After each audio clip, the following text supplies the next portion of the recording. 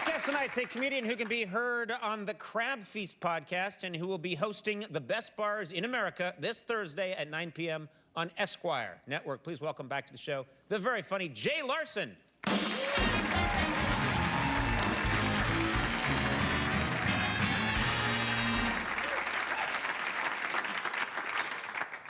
You guys think you know yourselves? I thought I knew myself. Thought I knew who I was. Thought I was a nice guy who liked to make cranberry meatballs, have his back scratched, and light candles during the day. Turns out I'm not. And I don't think any of us truly know who we are until we're confronted with a life-changing situation. When I was living in New York City, I was walking down the sidewalk one day when an old blind gentleman was walking towards me. Had a fedora, had the cane, a big heavy coat, and he stopped about 15 feet from me and he goes, "Is anybody there? Is anybody there?" And I did what I think any of us would do. I froze immediately. I froze. Like I knew he couldn't see me, but I imagined his hearing was amazing. You know what I mean? Like if I shuffled a little bit, he'd be like, "I heard you shuffle." And I needed a moment to decide if I wanted to be there, okay? Because this was gonna be a big deal. This wasn't gonna be, do you know what time it is? This was gonna be a situation. And I had never seen it before. And my first thought, my first honest thought, my first real thought, run. Run right now. Yes, you'll feel guilty for a couple blocks, but at least you'll get to your destination on time, you know? He'll still be blind, you know? I can't change that. My second thought was a comedic thought. I'm like, you know what you should do? You should tiptoe up to him and then whisper in his ear, "I'm everywhere," and then take off. I mean, that's fun for the whole family. Didn't do that. Third thought, actual action. I go, "Yeah, I'm here, man." And he goes, "Can you walk me home?" Yeah, just a sweet old blind guy needs somebody to walk him home. And I thought to myself, Jay, someday you might need someone to walk you home. We're all gonna need someone to walk us home. We're all gonna need help. And selfishly, I was hoping maybe he'd feel my face. You know what I mean? I've kind of always wanted that from a blind person. That's high praise. You know, he'd be like, "Oh, let me see what you look like." And I'm like, "Oh, what do you think?" And he's like, "Nice eyebrows, nice eyebrows." We don't know what they're looking for. Then maybe I feel his. You know, I'm like, "Oh, let me see what you look like." And he'd be like, "But you can see." And I'm like, "My eyes are closed. My eyes are closed." But he's a tough nut to crack. He was not a nice guy. And I wanted to make him happy, you know what I mean? So I told him a story, nothing.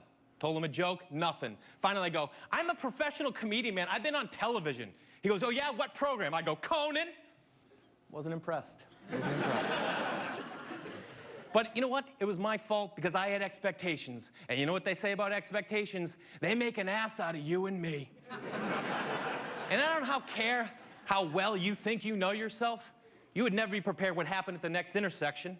Light changed, I went to cross the street. He wanted to cross this way, because every day he had the same routine, and he always crossed this way and then went that way.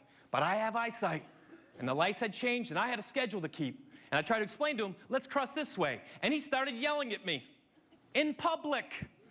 You know what it's like when a blind person is yelling at you in public? It looks like abuse, okay?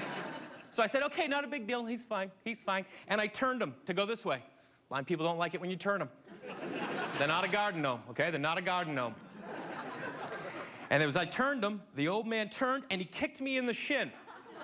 Let me tell you something. The pain that shot up my leg, burst through my chest, and exploded up the top of my head made me have irrational thoughts. I thought to myself, I'm like, just throw him into traffic. Just throw him into traffic.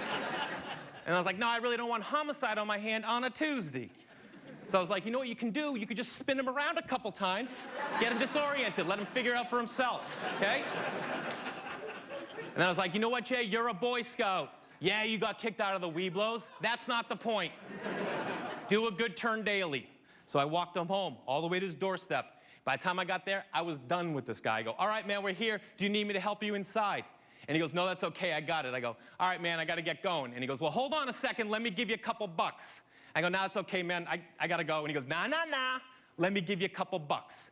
And I realized he wanted to pay for his service, you know what I mean? He didn't want to be a pity case. So I was like, okay, I'll take a couple bucks. He pulls out his wallet, he had a fat leather old guy wallet, flips it open, he starts thumbing up the cash. They have every bill marked so they know what it is.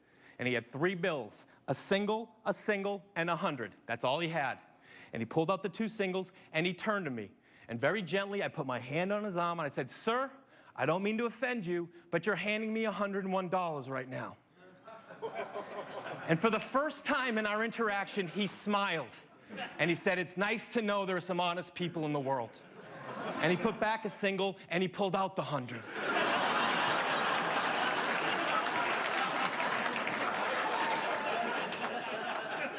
And he reached out to me and he said, "You're a good person." And I took the money from him and I said, "No, you're a good person." And people say there's a price for everything, you guys. And apparently the price to give an old blind man some happiness and some renewed faith in the world, it's $101. Thank you so much. Great story. That's fantastic. Yeah, it's fun. Jay Larson, ladies and gentlemen, take a break. We'll be right back.